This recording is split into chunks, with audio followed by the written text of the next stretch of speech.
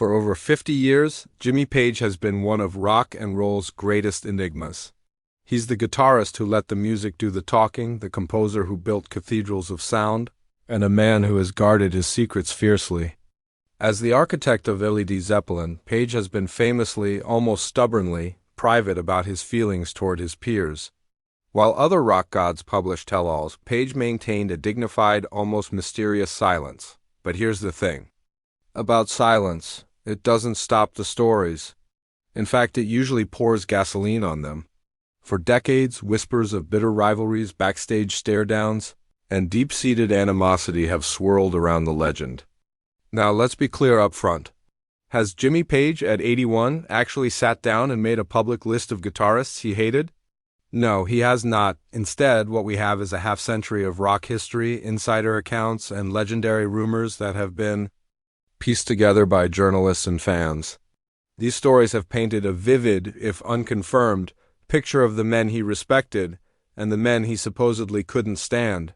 So today we're exploring the mythology. We're getting into the feuds that have been whispered about for decades.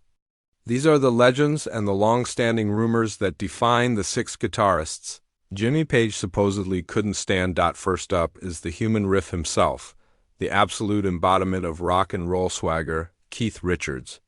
The supposed feud between Page and Richards is one of rock's most fascinating Cold Wars, a clash not just of personalities but of core beliefs.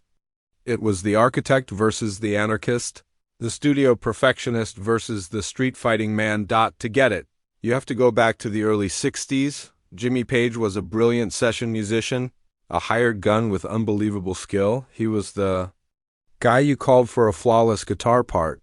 Keith Richards, on the other hand, was all raw, primal energy. His genius wasn't in complicated solos. It was in finding the dirtiest, most undeniable groove. Page saw music as a grand composition. Richards saw it as a gut feeling. This difference reportedly festered into personal resentment. When Led Zeppelin exploded in the late 60s, they redefined the rock spectacle. Jimmy Page was its flamboyant master of ceremonies with dragon suits and heroic poses. And this, according to long-standing rumors, is where the trouble started. Sources have claimed Page felt that Keith Richards, who once had a more reserved, blues purist image, suddenly started co-opting Zeppelin's flamboyant, pirate-like swagger. In Page's eyes, this was just imitation. The tension is said to have boiled over in a now legendary, though probably apocryphal, backstage story. The tale goes that at a major music event in the mid-70s, Page offered Richards a handshake. Richards supposedly glanced at Page's hand, looked him in the eye, and muttered, "I don't shake hands with thieves." It was a brutal, twofold insult, a personal snub and a shot at Led Zeppelin's well-known habit of borrowing from old blues standards. For Richards, a blues purist that was the ultimate sin, Richards has never been shy about his distaste for what he saw as the pretentious side of 70s rock where Zeppelin reigned supreme.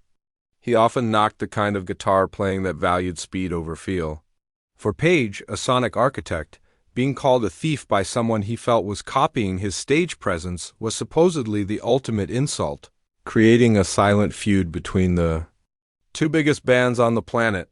This next one is maybe the most complex of all, because it's not rooted in simple hate, but in a powerful mix of deep admiration, professional envy, and the tough reality of what might have been. We're talking about Jimi Hendrix, the man Page himself has called the greatest guitarist to ever live. So how could a man he admired so much also be a source of frustration? Let's go back to London, mid-1960s. Jimmy Page was already a top guitarist on the scene and had just taken over lead duties in the Yardbirds. He was an innovator, messing with feedback and a violin bow. He was right on the edge of creating Led Zeppelin. Then in 1966, Jimi Hendrix arrived and turned the entire music world upside down. The royalty of the British guitar scene, Clapton, Beck, Townshend, and Page all went to see him play, and they all left completely stunned. Hendrix wasn't just playing guitar. He was channeling something else entirely. He took the very techniques Page was pioneering and launched them into another dimension. For Page, this was supposedly a moment of both awe and agony. He knew Hendrix was a genius. But he also saw his own innovations being redefined and conquered by this electrifying newcomer. The professional jealousy that's rumored to have developed wasn't about who was better. It was about timing. Hendrix's explosive arrival had, in a way, stolen his thunder right before the storm. The rivalry was almost entirely an internal one for Page. They moved in the same circles and respected each other's talent, but they were the two titans of the new, heavy psychedelic sound. When Led Zeppelin's first album dropped in 1969, it was a monster, but it was inevitably compared to Hendrix's work. It existed in a world Hendrix had helped create. Then came the tragedy. Jimi Hendrix died in 1970 at just 27. His death froze the competition in time. Page and Led Zeppelin would go on to own the 1970s, but they'd do it without their greatest peer. The rumored frustration for Page was a complicated one, frustration that Hendrix had overshadowed his early work, and a deeper frustration that their legendary artistic duel was cut short.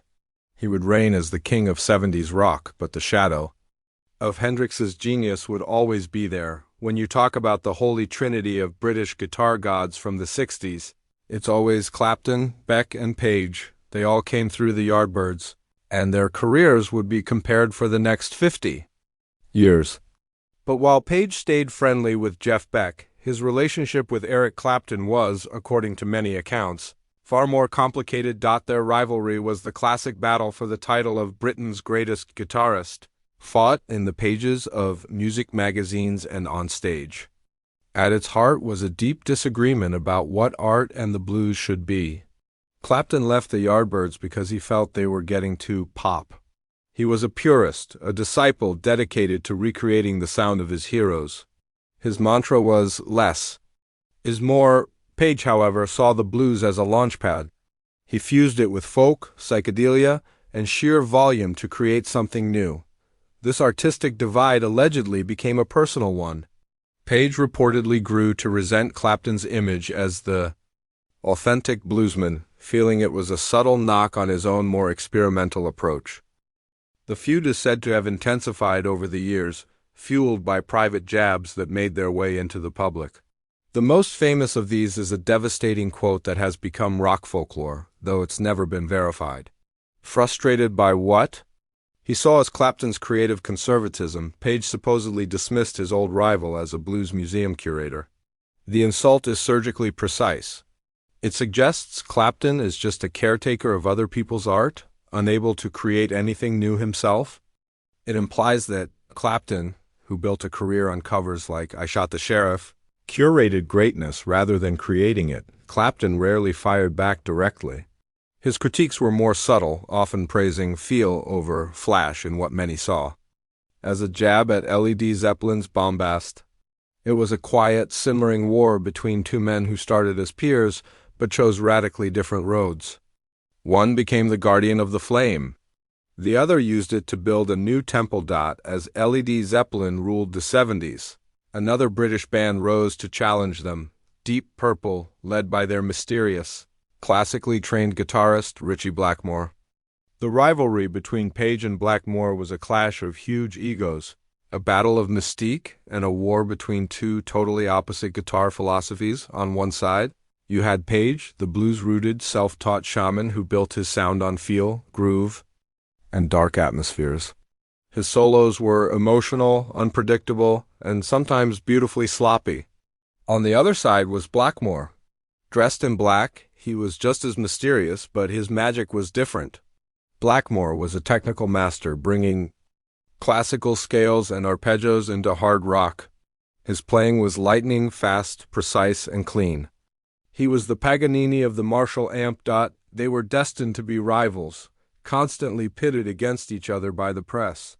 For Page, this comparison was supposedly infuriating. He allegedly saw Blackmore's style as cold and clinical. He heard the notes and the speed, but he didn't hear the soul.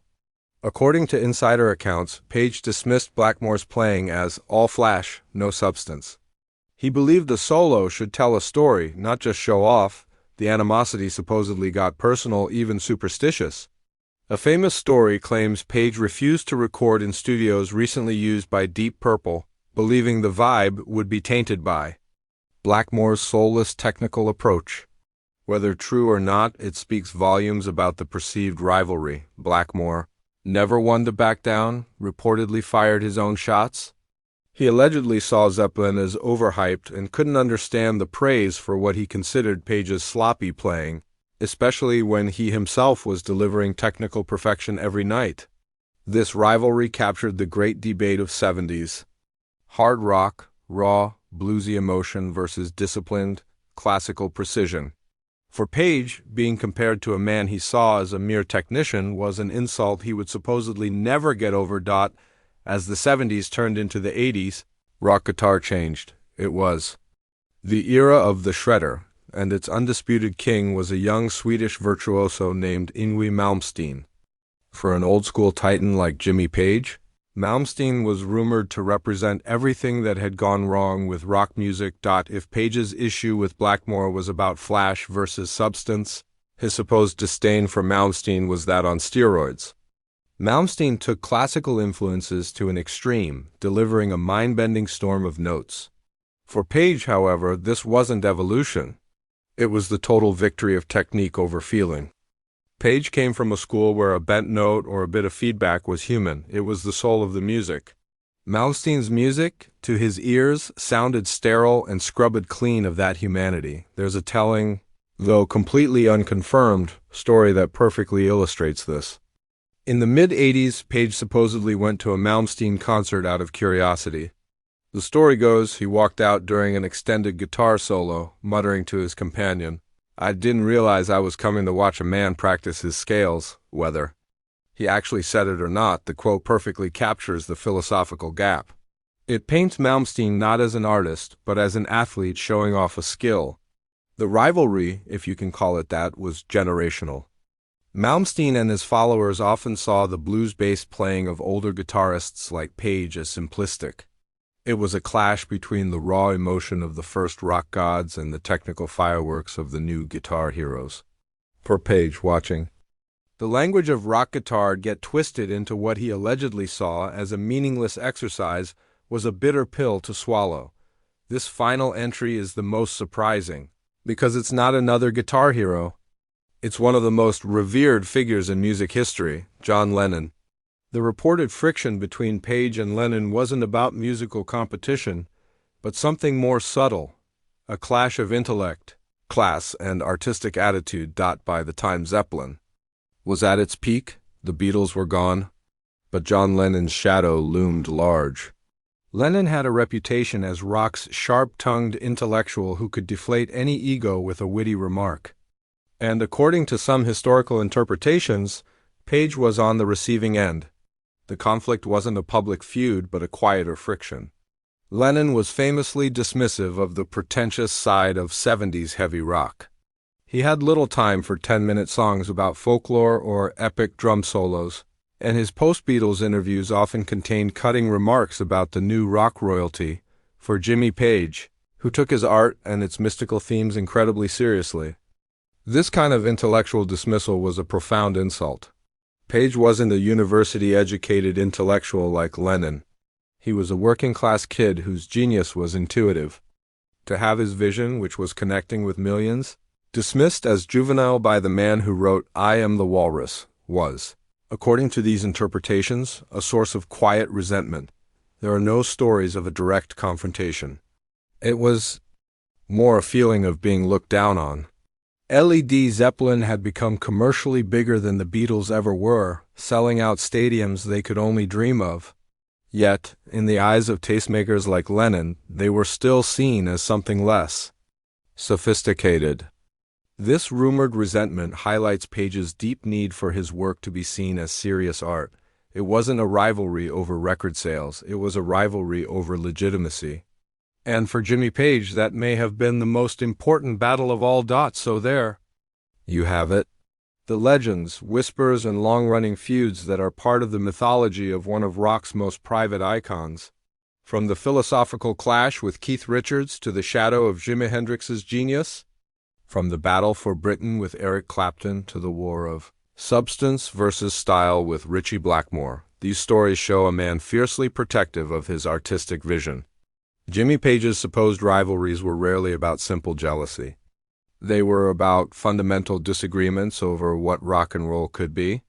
They were battles over authenticity, innovation, and legacy. And while Page himself has remained a dignified enigma, the stories have become a huge part of rock and roll history. They remind us that behind the myths were real people, with passions and resentments that fueled some of the greatest music ever made. But now we want to know what you think. Do you believe these epic rivalries push artists to be better, or do they just create bitterness? And which of these rumored feuds do you find the most fascinating? Let us know your thoughts in the comments below. And if you want more deep dives into the untold stories of rock history, make sure you hit that subscribe button.